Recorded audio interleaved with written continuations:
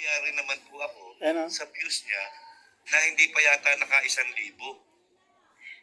No? Hiyang-hiya po ako sa kanya. At hindi daw po siya bababa sa level ko. Hiyang-hiya naman po ako. Ang taas ng level niya. Oh. Nandito. Ang taas Oo po ng naman. level. Diba? Elisa Larino, yan, shout out Kuya Mel. Hindi ba kayo pupunta sa kainan kay Dr. Lab? Wala pong abiso sa akin. Baka po limited lang po yung nandoon. Joy Mate, good evening po. Limited. Hindi kinumbida.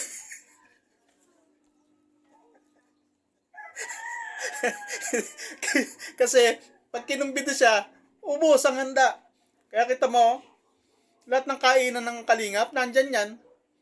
Sabi nung nag-comment sa akin, kasama pa raw asawa, o ngayon, hindi kinumbida. Limited daw. Paano? Kahit limited, dapat kalingap ka, kumbidado ka.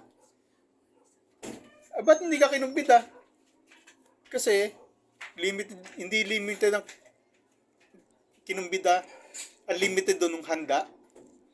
Ang kaso, dahil limited ang handa, hindi pwedeng kumbidahin to. Malakas daw lumamon. Kanor, wala akong sinasabing walang mura yun walang mga tanji-tanji na yan kung mapipikon. Ayan. Shout out. And, magandang hapon po Kuya Mail. Taksak ng God bless. God bless po, Ma'am Danica. May mga pagtripan-tripan naman tayo. So, ito, pisahan natin, ano po? Sige, pisa mo. Aanuhin ko muna, isa-isahin ko lang muna yung mga yung pumasok sa utak ko po lahat, Charles Gabriel Kamaklang, yan, shout out po. Kasi, tayo dyan. Hindi kinumbida.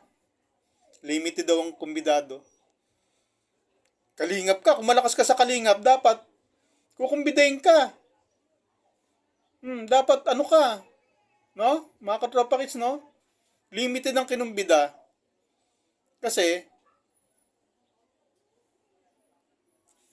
kukunti ang siguro ang handa, kaya nilimitahan lang kukumbidahin. Ang kinumbida lang siguro, yung mga kalingap na mahihinang kumain.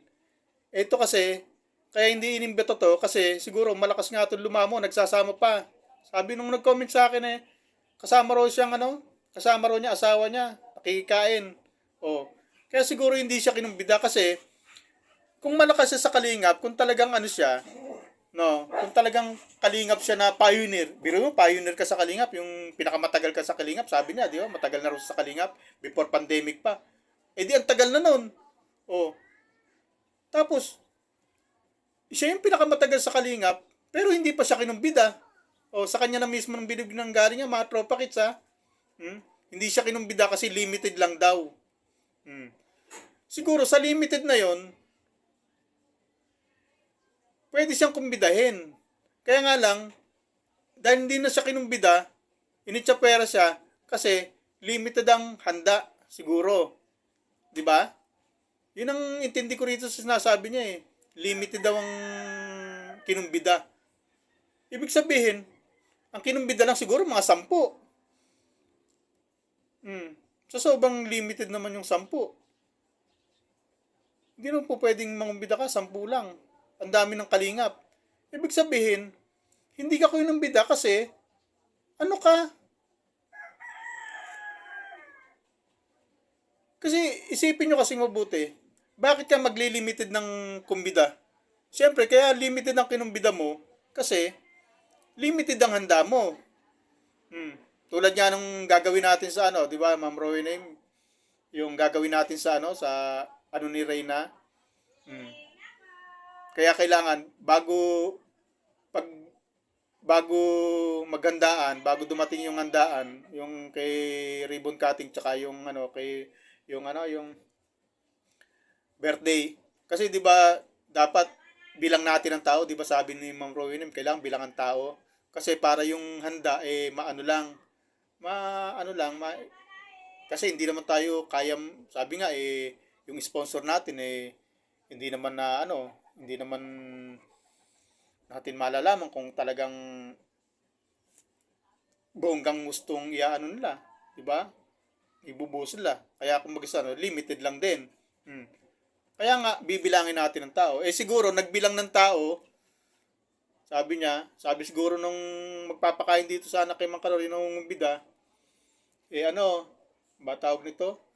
Yung, limitado lang tao, 50. Ganun siguro nasa isip. Kasi, ang pagkain para 50 lang. Oh. Eh kung kukumbidahin to si Mang Kanor, siyempre sasama yung asawa niya. Hmm. Tapos duda ko magbabalot pa to kasi maraming alaga raw aso to eh. Siyam daw ang alaga niyang aso eh. Siguro nagsasharon pa to. Kaya, wag na muna si Kuya Mel. Si ano na lang kumiday natin. Yung isang mahinang kumain lang. Hmm. Yun. Hindi siguro siya sinama sa 50 piraso na tao na kukumbidahin. Hmm.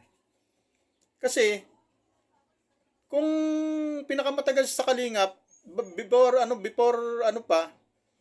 pandemic pa, bago pa mag-pandemic, nasa Kalingap na siya. Ibig sabihin, kilalang kilala siya sa Kalingap.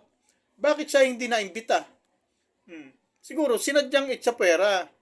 Sinadyang hindi siya kumbidahin. Kasi nga, pag kinumbida siya, yung kakainin to, 3 taon na eh. Isasampay asawa. Tapos siya mang aso.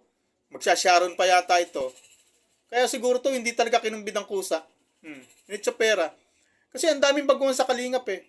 Baka ang nakumbida pa yung baguhan eh. Pero ito, matagal na to eh. Kumbaga sa kilalang kilala to eh.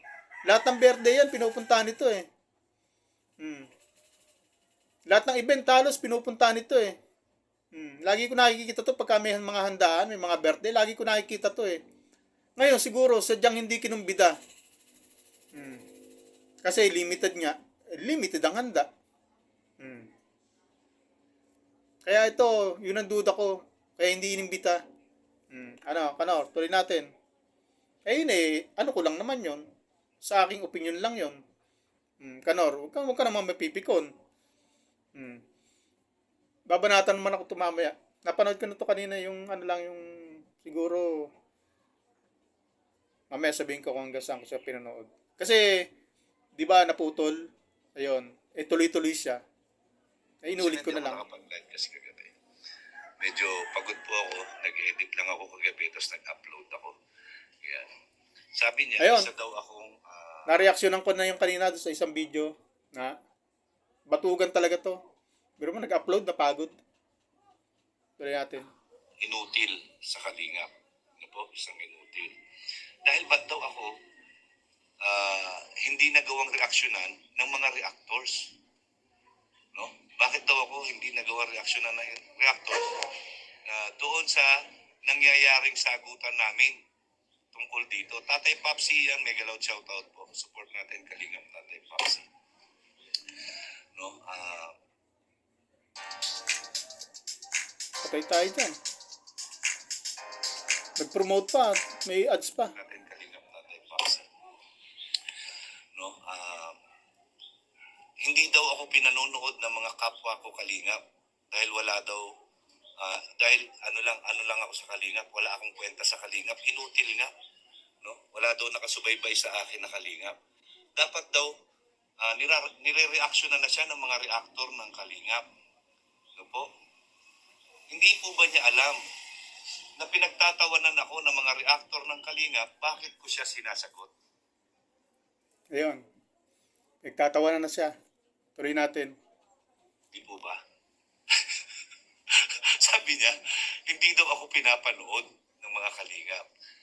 Katangahan mo, Tokmol, ganito yan. Ha? Ayaw mong sinasabihan kita ng tanga. Kita mo? Pero tanga ka Kita naman mo? talaga. Kita nyo? Ito lang ha. Yung sinasabihan mo, reactor. Uy, So sa reactor daw. Ibig sabihin, magaling ka palang reactor. Sabi daw, hindi raw ako magaling na reactor. Hindi raw ako marunong mag-reactor. Ito, kung magaling to, sabi niya, reactor siya. Ibig sabihin, siya pala magaling. Bakit hilawd pa rin ang channel dito? Kanor? Reactor ka rin pala eh. Ako, baguhan. Ikaw, ilang taong ka na dyan? Ha? Before pandemic pa? O, bakit hilahod ka pa rin? Bakit ba nung ikaw ba wala pang 2 linggo sa channel mo, ganito na kagad sa akin? May napiko na kagad sa'yo na ano ba to? Na reactor o na kalaban? O, nagawa ba itong nagagawa ko? Nagawa mo ba itong ginawa ko nung ikaw ay nag-uumpisa ng halos wala pang 2 linggo? Tapos sasabihin mo, hindi ako marunong mag-reactor. Paano ba mag-reactor, Kanor? Kung magaling ka reactor, dapat talo mo si July Paunil, no? Si July Paunil, mayaman eh. Si Direk Noelsa. Ay, sa bagay, may mga ano yun. May mga hanap buhay yun eh. Ito kasi narinig naman, nag-upload lang, napagod. Di batugan. Kanor. Sa bibig mo na rin mismo nang galing eh. Batugan ka talaga. Kaya siguro nag-vlog ka na lang. Kaya hindi mo kaya magtrabaho. Ito mo nag-upload lang. Nagreklamo, napagod. Kanor? Tuloy pa natin to. 11 minutes naman. O sige, pagbigyan natin. Tuwid, alam ko kung ano yung ginagawa ko as a reactor. No? Sinasabi mo, umalis ka na dyan sa Kalingap kasi inutil ka naman sa Kalingap, panira ka sa Kalingap, something like that. Diba? Di ba sinabi ko sa inyo, di ba sinabi ko rin sa iyo, pumunta ka sa lighthouse. Doon mo Teka. sabihin lahat. Bakit to pupunta doon? Si Kunyang? Pupunta ako doon? Tapos kukumbinsihin nyo ako na umano sa inyo? Na sumapi sa inyo? Gusto nyong mag-report ako doon ng tungkol nangyayari sa community namin? Ano gagawin ko sa lighthouse, mga tropa kids? Bakit pinapupunta niya ako doon? Kung di ba naman to eh. May eng-eng to eh. Bakit papupuntahin niya ako doon? Sino ba sila? Ako kaya nagpunta sa Talisay, may dahilan ako. Nagpunta ako doon para alamin yung mga pinagsasabi nila na tinapon sa liblib na lugar, di ba? Yun naman dahilan. Bakit papupuntahin ako sa lighthouse? Kanor? Eng-eng ka pala eh. Papupuntahin mo ako doon. Hindi ko na papanood kung ano dahilan ba't pinapupunta ko. Yung pair tayo dito. Ayoko namang mga gabriyado ng kalaban. Sige nga, alamin natin. Kuya Bal, yung sentimiento mo tungkol sa akin, di ba? Doon mo Gagawin pa ako sumbongero. Ano ka ba naman, Kanor? Bakit ka sasabihin kay Bal Santos ang sentimiento ko sa'yo? Ano ba sentimiento ko sa'yo? Anak ka ng tatay mo, Kanor. Ang laki mo talagang Bakit ako magsusumbong doon? Wait ko sasabihin sentimiento ko sa'yo. Alam mo, Kanor, ang talaga, ang lit. Malasado talaga utak mo. Mga tropa kids, pinapupunta ako sa lighthouse tapos sabihin ko lang kay Bal Santos ang sentimiento ko sa kanya. Bakit? Bakit? Kailangan pa ba kita isumbong? Sip-sip? Pupuntahin mo ako sa lighthouse? Bakit? Sino ba yung mga nandun? Ha? Ano ba meron doon? Ba't pupunta ako doon? Ano ka ng tatay mo? Ginagamit ba utak mo, Kanor? Naku po, ito naman oras na. Kita nyo saksi kayo. Nasaksihan nyo ang kagalingan ng tao na to. Si Kanor. Nakapus. Pagka tutuloy natin to ha. Medyo pangalawa na to sa kanya eh. Yan, tingnan nyo yung kalabang ko ha. Ayan na nakakapag-reaction na ako. Hindi na ako masyadong agad magsalita. Okay na, bye.